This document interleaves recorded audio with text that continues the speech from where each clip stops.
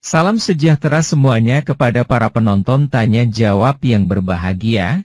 Semoga video ini bisa memberikan pengetahuan dan edukasi kepada para penonton, dan jangan lupa untuk like dan subscribe channel ini ya. Selamat malam Domi. Selamat malam. Silakan, pertanyaanmu apa? Karena belum bisa on cam ini, langsung aja.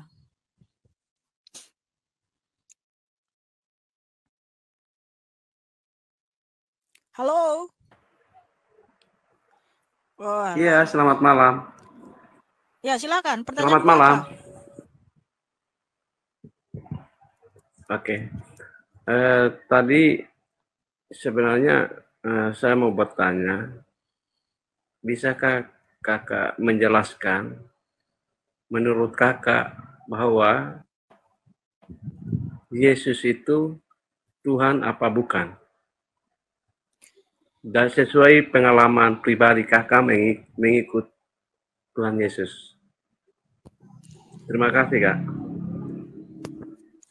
Iya, jadi Domi, saya percaya Yesus itu Tuhan dan Allah karena membaca Alkitab. Kemudian apa yang saya baca itu terjadi dalam hidupku. Karena Tuhan Yesus berjanji di Yohanes 14 ayat 14. Apa yang kamu minta dalam namaku, aku akan melakukannya. Yohanes 16 ayat 26. Pada hari itu kamu akan berdoa di dalam namaku. Jadi ketika aku berdoa di dalam nama Tuhan Yesus Kristus, Tuhan Yesus menjawab doaku, Domi. Banyak mujizat yang sudah dilakukan Tuhan Yesus di dalam hidupku. Pertama sekali, saya pernah berdoa bagi almarhum ibuku waktu beliau sakit. Puluhan tahun beliau sakit. Saya hanya meletakkan Alkitab di atas kepala beliau dan saya mengatakan, dalam nama Tuhan Yesus sembuh. Langsung sembuh, nggak pernah sakit lagi. Terus yang kedua, saya bermimpi Tuhan Yesus memberikan saya Alkitab. Itu sudah lama, tapi mimpi itu terasa kayak masih baru. Dan saya sudah mengerti apa artinya Tuhan Yesus memilih saya untuk memberitakan Injil. Kemudian banyak mujizat dalam hidup saya. Itulah kenapa saya percaya kepada Tuhan Yesus, Dia adalah Allah yang Maha Kuasa, Allah yang Maha Hadir. Lalu, kalau saya berbuat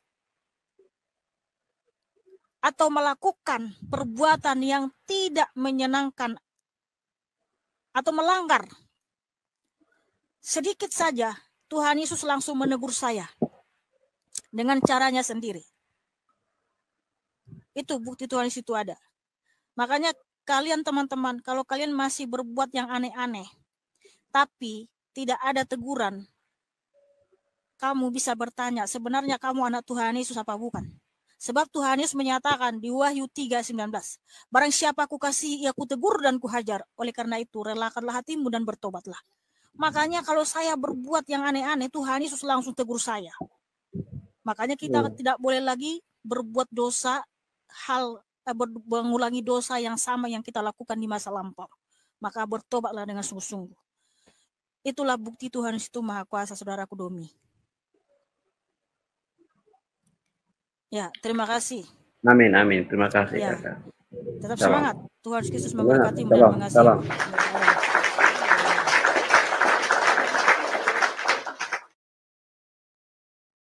Ya, silakan Amanda buka kamera dan bertanya, kenapa tadi kamu ini jaringan ya? Mbak, jaringan aku nggak bagus. Oh gitu. Oke, saya langsung aja bertanya. Jadi kan kakak tadi ada cakap kalau kita percaya sama Tuhan Yesus, otomatis kita sudah masuk surga dan tidak dosa. Jadi macam mana orang yang tidak percaya Tuhan Yesus, apakah mereka masuk surga atau tidak? Baik, langsung pakai dalil aja ya. Wahyu 21 ayat 8. Orang-orang yang tidak percaya, orang-orang penakut, orang-orang yang melakukan kejahatan, dia akan dicampakkan ke dalam lautan api, yaitu neraka. Disitulah mereka selama-lamanya, itulah kematian yang kedua. Iya, orang yang tidak percaya kepada Tuhan Yesus, dia nggak bisa masuk surga. Jadi hanya orang yang percaya Tuhan Yesus yang masuk surga. Betul. Yohanes 6 ayat 40, barang siapa melihat anak atau melihat Tuhan Yesus dan percaya kepadanya, dia akan dibangkitkan di hari kiamat untuk hidup yang kekal, masuk surga. Jadi tidak ada seorang pun yang bisa masuk surga tanpa melalui Tuhan Yesus. Karena Tuhan Yesus yang menyatakan dengan tegas di Yohanes 14 ayat 6. Akulah sang jalan dan sang kebenaran dan sang hidup. Tidak ada seorang pun yang datang kepada Bapa kalau tidak melalui aku. Jadi kata Bapa di situ maksudnya kerajaan surga. Tidak ada seorang pun yang bisa masuk kerajaan surga tanpa melalui Tuhan Yesus. Oke, Kak, thank you. Udah itu aja, cantik? Oke. Terima kasih, cantik, sudah bertanya. Thank you, Kak. Ya, Tuhan Kristus memberkatimu dan mengasihimu.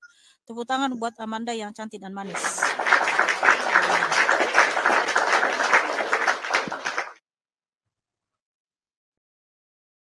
Shalom Ito, shalom. Selamat malam Royko Rasa Babi. Ini kenapa? Shalom. Kau buat kayak gitu Royko Rasa B2. Nggak apa-apa itu, biar apa itu? Biar kita sebagai orang Kristen itu kan nggak usah malu-malu itu. Kalau makan babi lah ya kan. Gini Ito, aku mau bertanya dulu itu. Aku ini kan ya, imanku goyah nih. Kuatkan dulu imanku itu. Di ayat mana itu untuk menguatkan imanku itu? Bentar supaya dulu, kenapa kau goyah? Biasa lah itu, gara-gara semua hidup ini itu banyak di pasaran, banyak godaan iblis lah, setan-setan. Loh, kenapa pula iblis kau percaya dengan begitu kau bimbang dan goyah? Banyak makan uang suap. Oh alah. Kenapa kau makan uang suap? Karena itulah iming-iming si iblis, si bolis nararai. Iya itu. Kuatkan dulu ayatnya tuh. Ayat mana itu? Kuatkan. Tuhan Yesus yang menguatkan, bukan aku. Iya, maksudnya ayat mana biar ku baca itu, biar sambil berdoa. Yang pertama, kamu harus datang minta ampun sama Tuhan Yesus. 1 Yohanes 1 ayat 9. Jika kita mengaku dosa kita, maka Ia adalah setia dan adil, sehingga Ia akan mengampuni segala dosa kita dan menyucikan kita dari segala kejahatan kita. Kemudian saudaraku, kamu harus baca Alkitab setiap hari. Karena apa? 2 Timotius 3 ayat 16. Segala tulisan yang diilhamkan Allah memang bermanfaat untuk mengajar, untuk menyatakan kesalahan, untuk memperbaiki kelakuan, dan untuk mendidik orang dalam kebenaran. Jadi lebih bagus itu mulai hari ini kamu baca Alkitab setiap hari. Dari Matius dulu. Matius kamu baca sampai Wahyu. Oke. Berulang-ulang berurutan. Sebab ketika engkau membaca firman Tuhan itu yang akan menegurmu dan mengajarimu dan menyatakan kesalahanmu sehingga engkau memperbaiki kelakuanmu dan engkau hidup dalam kebenaran Kristus. Amin. Ya, jangan lupa baca Alkitab ya, janji ya.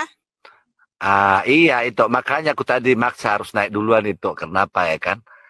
Semakin banyak ini godaan iblis ini. Soalnya tiap menit nih ngantarin duit itu supaya stop gitu loh itu. Kalau udah aku baca nanti ayat ini, ya, berarti berubah lah ya kan. Memang ya. Tuhan Yesus dahsyat ya. Amin, luar biasa. Amin. I love you, Tuhan Yesusku. Ya, shalom semuanya. Semua cinta Tuhan Yesus. Amin. Thank you. Jangan lupa baca Alkitab itu ya. Terima kasih. Oke. Paturun mah itu. Paturun itu. Kalau nampak udah kualang bidui, bagi-bagi.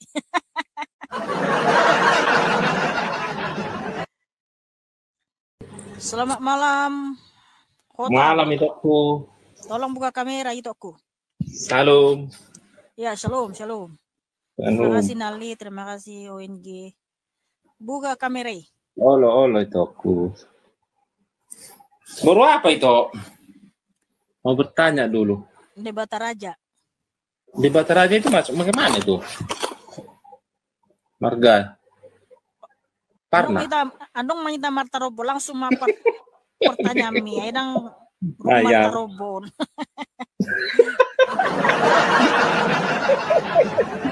Kayak orang Ambon itu ya. Kukira bukan Batak.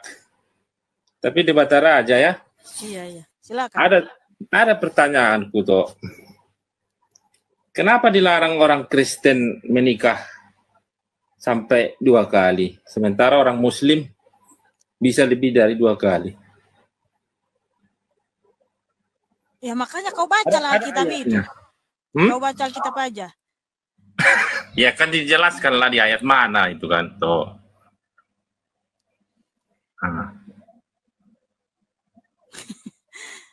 Aduh, ayat ini aja yang kau tanya. Aduh, bingung aku menjawabnya. Kok bingung? Itu kan seorang hamba. Loh. Pasti tahu lah. Kenapa orang Kristen emang kau ada rencana mau menikah lagi? Kenapa kau tanya itu? Kalau rencana itu tetap ada itu. Tapi karena ada iman kita, mungkin karena gara-gara ada iman kita, tidak mau menikah lagi. Soalnya kan di sini Rasul Paulus mengatakan gini. Yes. Sekalian buka Alkitab kan. Paulus.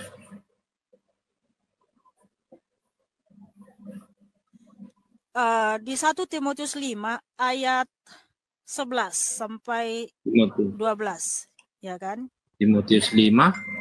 1 Timotius 5 ayat 11 sampai 12.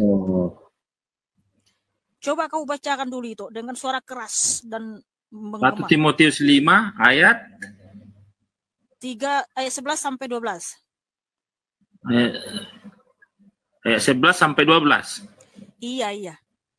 Tolaklah pendaftaran janda-janda yang lebih muda, karena apabila mereka sekali digairahkan oleh keberahian yang menceraikan mereka dari Kristus, mereka itu ingin kawin. Yang ke-12 ini tuh ya. Dan dengan mengkiri kesetiaan mereka yang semula kepadanya, mereka mendatangkan hukuman atas dirinya. Maksudnya perzinahan. Bagaimana maksudnya ayat 12? Terus 1 14 sampai 14 baca sampai 14. Dengan benar bacanya, jangan yang ayat 14 ya. Karena itu aku mau supaya janda-janda yang muda kawin lagi beroleh anak, memimpin rumah tangganya, dan jangan memberi alasan kepada lawan untuk memburuk-burukkan nama kita. Ya berarti di situ. Betul toh? Ya. Itu kan firman Tuhan, bukan saya yang bilang. Cuman ya kamu. Janda-janda, tapi ketika masih ada suaminya dan istrinya, jangan menikah pula. Itu namanya poligami dan poliandri. Oh, jadi kalau dinikahi janda sama orang cowok yang single, apa itu bagus? Ya namanya dia sudah janda, ya boleh lah. Boleh ya. Jadi kalau ibaratnya masih punya suami, istri, ya sama-sama masih ini, masih status bukan janda tapi sudah ada pernikahan di luar dari gereja, gimana itu? Ini kan kasus tentang rumah tangga ini enggak dengan mudah kita jawab itu. Itu complicated ya, rumit. Soalnya di dalam rumah tangga itu banyak kasus yang sangat rumit, yang sulit memang untuk dipecahkan, ya kan. Jadi nggak bisa langsung segampang langsung. Tapi yang jelas, hiduplah takut akan Tuhan Yesus. Cintailah pasanganmu sampai engkau mati. Udah. Bagus. Makasih. Karena ada firman Tuhan, apa yang dipersatukan oleh Tuhan Yesus tidak boleh diceraikan oleh manusia. Iya. Kecuali maut. Ya, kecuali maut kan. Karena kita nggak bisa pungkiri loh, banyak di dalam kekristenan itu yang dia pernah menikah terus bercerai, dia menikah kembali. Lalu apakah mereka keselamanya berdosa nggak akan masuk surga? Oh enggak, tunggu dulu, nggak seperti itu. Iya, itu yang dimaksud toh. Karena dosa bercerai dengan dosa merampok, mencuri, berbohong ya sama aja, tetap sama-sama dosa di hadapan Tuhan Yesus ya. Jadi jangan merasa diri paling benar dibanding dengan orang lain. Dan kita nggak boleh terlalu menghakimi mereka itu bahwa seakan-akan kita yang paling benar. Sedangkan Tuhan Yesus sendiri aja memilih perempuan yang suaminya pernah bersuami 5, itu dipilih pertama sekali memberitakan Injil loh. Nah, tapi yang jelas ketika kita ada dalam Tuhan Yesus, hendaklah kita berbuat yang benar, hidup kudus, hidup setia kepada Tuhan Yesus. Orang yang betul-betul sungguh-sungguh ada dalam Tuhan Yesus, dia akan bisa mengendalikan hawa nafsunya, bukan hawa nafsu yang mengendalikan dia. Oke, seperti itu Abang. Makasih Tokku. Sama-sama itu Tokku. Tetap setia. Sembah apa tadi marganya? Marga apa tadi?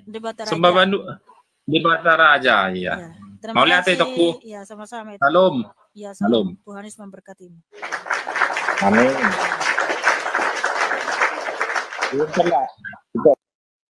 Iya, oke. Selamat malam Willy Salim. Selamat malam. Tolong buka kamera saudaraku. Belum bisa mengikutnya, belum cukup. Udah bisa di situ, jangan bohong kau saudaraku. Belum bisa itu. Ini sudah saya kirim oh iya, betul-betul. Mengikutnya belum cukup itu. Oh iya. Apa pertanyaanmu? Pertanyaannya satu itu. Di dalam dalam Alkitab Isa itu dianggap sebagai Tuhan apa bukan itu? Isa? Iya. Tak ada Isa dalam Alkitab saudaraku. Terus siapa namanya? Adanya Isai, ayahnya Daud. Ya, Isai. Ada Isai ayahnya Daud, ada. Tapi kalau Nabi Isa nggak ada. Isa itu ibunya siapa? Isa mana lagi nih? Ini kenapa kau bertanya Isa di sini? Di sini bukan menjelaskan tentang Isa, nggak ada. Nggak percaya kami sama Nabi Isa. Yesus Allah Maha Kuasa itu topiknya kan? Iya, Tuhan Yesus itu Allah yang Maha Kuasa, bukan Nabi Isa. Ya, Yesus itu siapa? Pertanyaannya itu loh. Suaramu kayaknya berisik amat. Kamu lagi ada di mana nih? Dekat kipas angin. Ya matikan dulu lah kipasmu, kawan. Udah, siap. Sudah. Jadi begini loh Willy. Tuhan Yesus Kristus itu adalah Sang Juru Selamat dunia. Barang siapa percaya kepadanya beroleh hidup yang kekal, masuk surga, enggak binasa. Itu faktanya saudaraku. Betul. Ya, saya pernah mendengar. Ya, saya akui ini, saya Muslim ini ya. Tapi saya ingin berbagi-bagi cerita dan pengalaman. Ya, silakan. Nah, intinya mengakui iman masing-masing, kan seperti itu. Nah. Masa sih suaraku kecil ya teman-teman? Suaraku kecil kah? Enggak, di sini pas kok suaranya. Jelas ya. Oh, jelas. Berarti handphonemu yang bermasalah saudaraku. Ya lanjut, apalagi Willy? Jadi Yesus itu punya bapak dan punya mama enggak?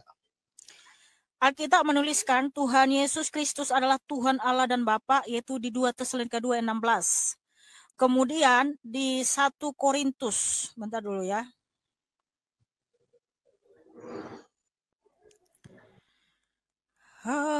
Haleluya. Tuhan Yesus menyatakan firman Tuhan ya. 2 Korintus 6 ayat 18. Dan aku akan menjadi bapamu dan kamu akan menjadi anak-anakku laki-laki dan anak-anakku perempuan. Demikianlah firman Tuhan yang Maha Kuasa. Jadi Tuhan Yesus menyatakan seperti ini. Aku ini bapamu dan engkau adalah anak-anakku. Sudah paham? Oke. Jadi yang disalib itu yang ada di tempat ibadah orang Kristen, itu siapa itu, Kak? Tuhan Yesus Kristus. Bentar ya teman-teman, firman Tuhan di 2 Korintus 6 ayat 18. Silahkan baca. Tuhan Yesus menyatakan bahwa dia adalah Bapa kita dan kita adalah anak-anaknya. Haleluya. Nah, yang disalib itu adalah Tuhan Yesus, saudaraku. Yang menyalib siapa? Yang menyalib siapa? Waktu itu yang menyalibnya itu karena hasutan dari orang-orang Farisi ahli Taurat, dan yang mengeksekusi adalah tentara Romawi.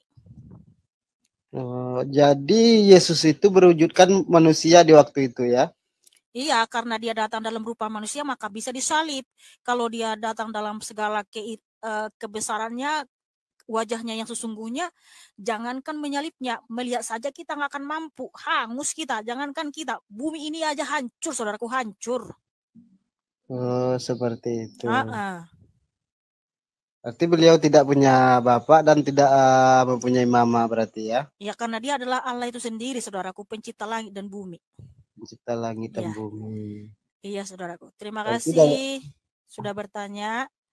Tuhan Yesus mengasihimu dan memberkatimu ya. Kita ganti dulu sama yang lain. Tepuk tangan buat Willy yang cakep dan manis.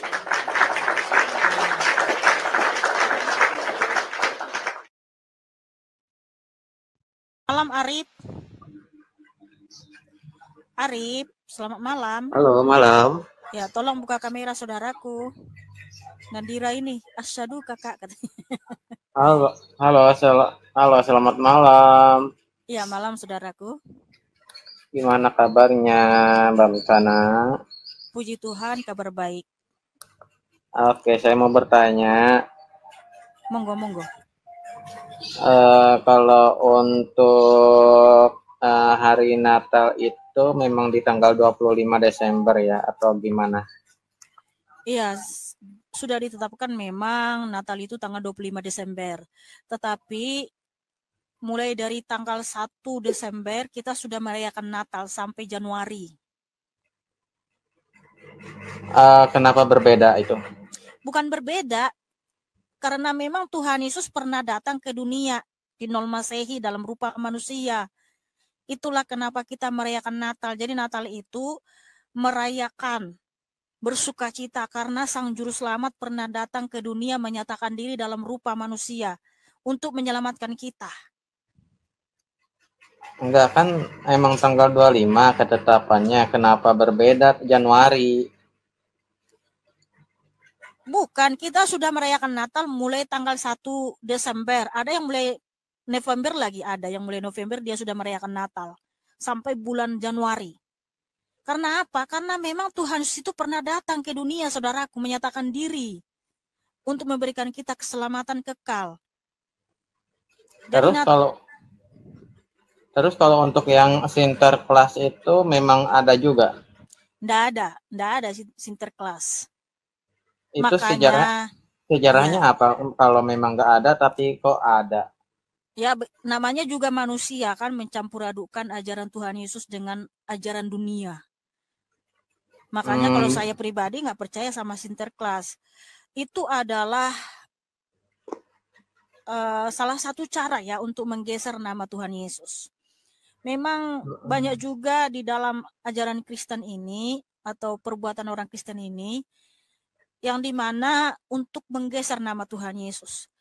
Kalau di dunia barat sana kan, kalau hari Natal itu adanya Sinterklas, terus dengan pakai baju warna merah, perutnya buncit, terus bawa hadiah ya dengan suara khas ketawanya yang khas ya kan, gitu kan.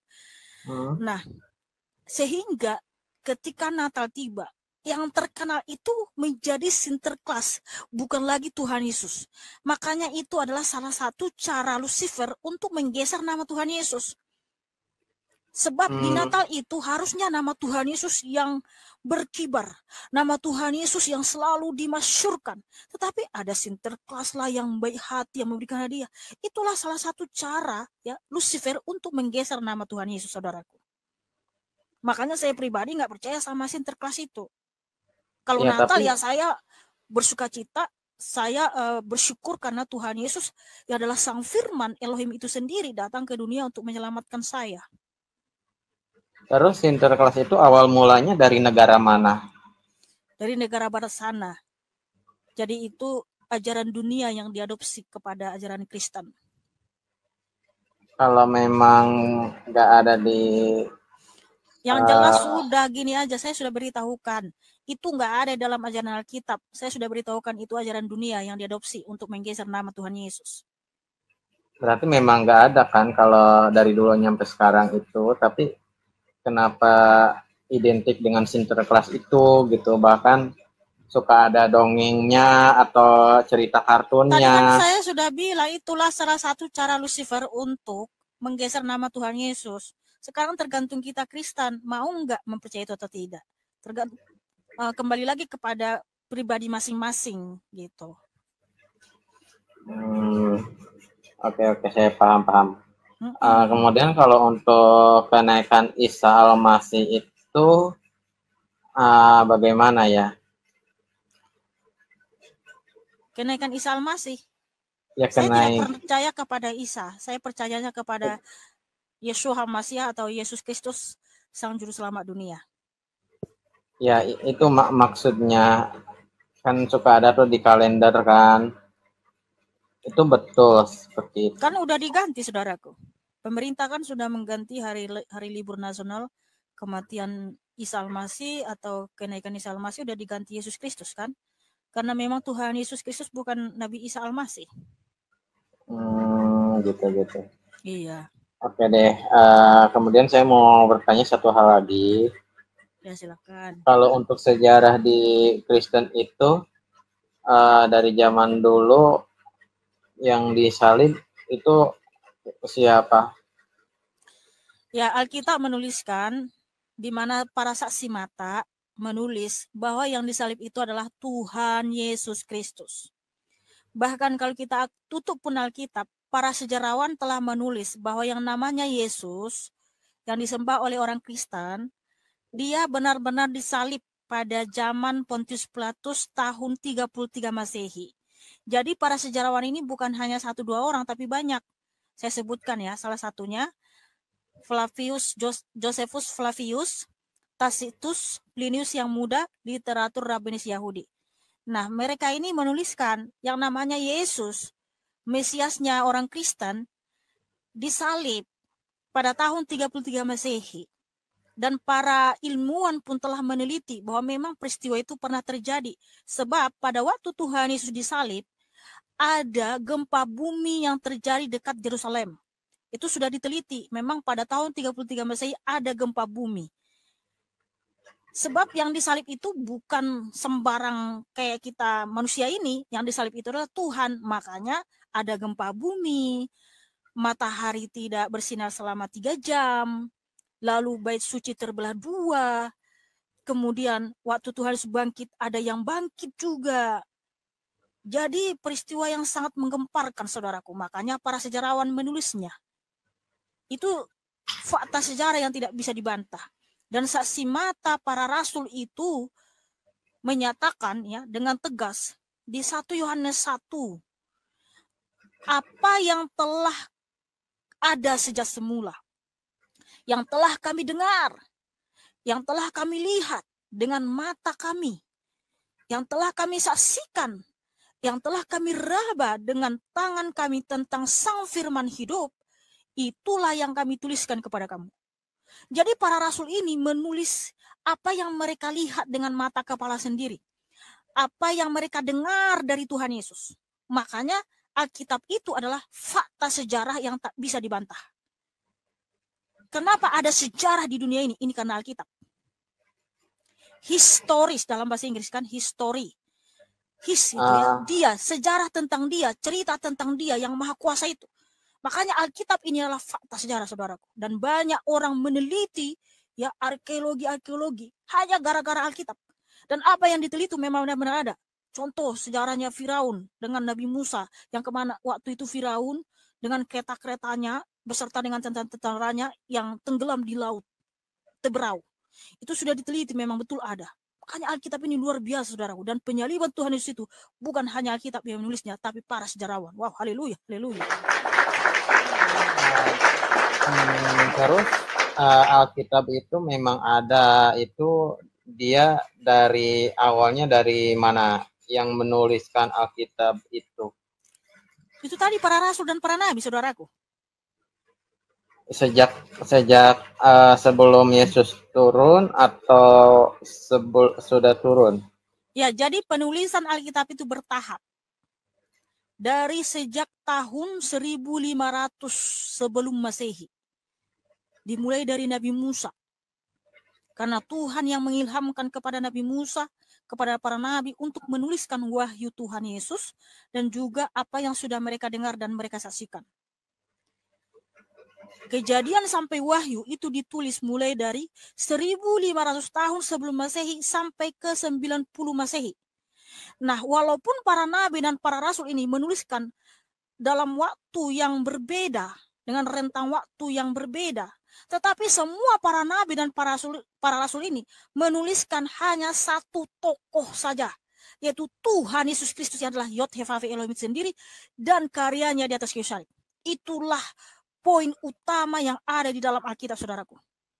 Alkitab itu tokoh utamanya hanya satu, saudaraku, yaitu Tuhan Yesus Kristus dan karyanya di atas kayu salib. Haleluya. Alkitab itu Injil ya. Alkitab itu terdapat kitab-kitab Pentateuk. Kitab Pentateuk itu kitab Taurat yang ditulis Nabi Musa. Ada kitab para nabi besar dan nabi kecil, ada kitab Injil, ada kitab Apokalips, ada kitab para rasul. Tapi semua itu menuliskan tentang Tuhan Yesus, saudaraku. Ada kitab Mazmur atau Jabur, ada kitab Amsal atau kitab hikmat. Banyak, saudaraku. Wow, haleluya. Itu Alkitab itu luar biasa. Nah, makanya orang yang sungguh-sungguh membaca Alkitab, dia akan bertobat. Tapi sungguh-sungguh dibaca ya, dari Kejadian sampai Wahyu berurutan. Yang dulunya dia seorang penjahat pasti bertobat sungguh-sungguh. Itu isinya berapa, ibaratnya berapa juz atau berapa banyak gitu Alkitab? Jadi perjanjian lama ada 39 kitab dan perjanjian baru ada 27 kitab. Jadi totalnya semua 66 kitab. Itu digabung jadi satu Alkitab atau jadi dua, dipisah? Digabung semua sama, saudaraku. Makanya tadi kan saya bilang perjanjian lama dan perjanjian baru itu semua tentang Tuhan Yesus, saudaraku. Berarti tebal banget. Oh, makanya tebal Alkitab kami itu. Itu pun karena tulisannya kecil-kecil, makanya agak segini dia ya. Kalau coba besar-besar tulisannya, wah tebal banget itu. Makanya Alkitab menuliskan, ya Rasul Yohanes menuliskan Yohanes 21 ayat 24 sampai 25 ya. Jika semua ditulis apa yang dilakukan Tuhan Yesus, agaknya dunia ini nggak mampu menampungnya. Makanya apa yang ditulis Kejadian sampai Wahyu itu sudah sempurna tentang Tuhan Yesus Kristus, supaya oleh namanya seluruh dunia itu mendapatkan keselamatan kekal. Nah, seperti itu, saudaraku. Kemudian ini saya mau bertanya untuk nabi-nabi ya. Untuk nabi di Kristen itu ada berapa yang wajib diketahui? Sebenarnya banyak ya nabi-nabi Tuhan Yesus, karena Tuhan Yesus yang menyatakan di Matius 23:34 bahwa dialah yang mengutus nabi-nabi, para ahli kitab dan orang bijaksana. Nah, nabi-nabi Tuhan Yesus itu sangat banyak, saudaraku ya. Ada Nabi Musa. Itu ada Nabi Adam. Ya, dengar dulu. Nabi Musa, Nabi Nuh, Nabi Samuel, terus Nabi Ezra, Nabi Nehemia, Nabi Ayub, Nabi Yesaya, Nabi Yeremia, Nabi Yeskiel, Nabi Daniel, Nabi Hosea. Masih banyak lagi, saudaraku. Dan rasul-rasulnya ada banyak juga. Nabi salah satu Nabi Musa itu bisa membelah lautan ya? Iya, Nabi Musa itu membelah laut. Itu kuasanya dari Yod-Heh-Vav-He Elohim, itu Tuhan Yesus. Kemudian Nabi Ibrahim, dia bisa enggak panas dari api gitu terbakar. Oh, enggak ada Ibrahim di dalam Alkitab kami. Tuhan Abraham itu bukan Nabi Ibrahim. Kalau di kalian kan Nabi Ibrahim itu ketika dibakar dia nggak bisa terbakar ya pada saat panas api ya, itu ya. Itu. Nah, Nah, di dalam Alkitab yang ketika mereka dibakar pakai api itu adalah Nabi Daniel. Nabi Daniel di zaman Daniel itu, bukan Abraham. Ada 3 orang yang waktu itu dibakar oleh Nebukadnezar, ya. Di mana mereka dibakar, yaitu Sadrak, Mesak, Abednego. Dibakar oleh Nebukadnezar. Nah, tapi Nabi Daniel enggak mati-mati. Jadi bukan Abraham. Makanya Abraham itu bukan Ibrahim. Enggak pernah Abraham itu dibakar. Tapi Nabi Musa sama kok. Sama di mana? Ya bisa membelah lautan. Terus sama namanya Nabi Musa juga. Loh, kalaupun kalian bilang sama-samain, itu artinya hanya klaim semata gitu loh. Karena ajarannya Nabi Musa yang tertulis di kitab kalian itu dengan Nabi Musa orang Israel itu berbeda.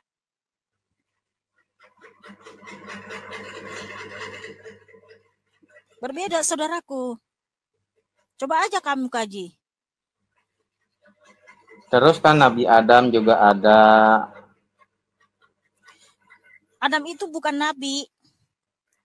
Adam itu artinya manusia pertama yang diambil dari tanah dan rohnya berasal dari Tuhan Yesus.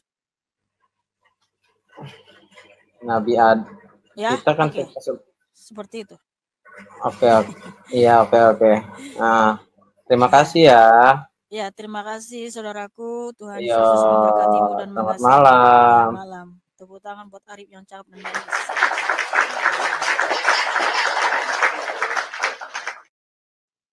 Saudara-saudara sekalian, pada video yang sudah kita saksikan bersama-sama ini ada beberapa pertanyaan tentang apakah Mihana percaya kalau Yesus itu Tuhan. Apakah orang yang tidak percaya Yesus akan tetap masuk surga? Mengapa orang Kristen kok tidak boleh menikah lebih dari 1 kali? Yesus itu punya ayah dan ibu tidak? Apakah benar hari Natal itu jatuh di tanggal 25 Desember? Yaitulah beberapa pertanyaan yang ada dan kita semua telah mendengarkan jawaban serta penjelasan dari Mihana yang tentu saja semua penjelasan itu sesuai dengan iman kekristenan dia, dan yang menarik tentang penanya Kristen yang menanyakan ayat di Alkitab yang melarang untuk menikah lebih dari 1 kali ternyata seperti yang kita simak bersama tidak ada larangan tertulis secara eksplisit di Alkitab. Silahkan para penonton menilai sendiri tentang hal ini, tulis di kolom komentar untuk pendapatnya. Terima kasih. Jawabannya lihat ayat di Alkitab. Yohanes pukul 14:14 Jika kamu meminta sesuatu kepadaku dalam namaku, aku akan melakukannya. Yohanes pukul 16:26 Pada hari itu kamu akan berdoa dalam namaku. Dan tidak aku katakan kepadamu, bahwa aku meminta bagimu kepada Bapa. Wahyu pukul 3:19 Barang siapa kukasihi, ia kutegur dan kuhajar, sebab itu relakanlah hatimu dan bertobatlah. Wahyu 21:8 Tetapi orang-orang penakut, orang-orang yang tidak percaya, orang-orang keji, orang-orang pembunuh, orang-orang sundal, tukang-tukang sihir, penyembah-penyembah berhala dan semua pendusta, mereka akan mendapat bagian mereka di dalam lautan yang menyala-nyala oleh api dan belerang.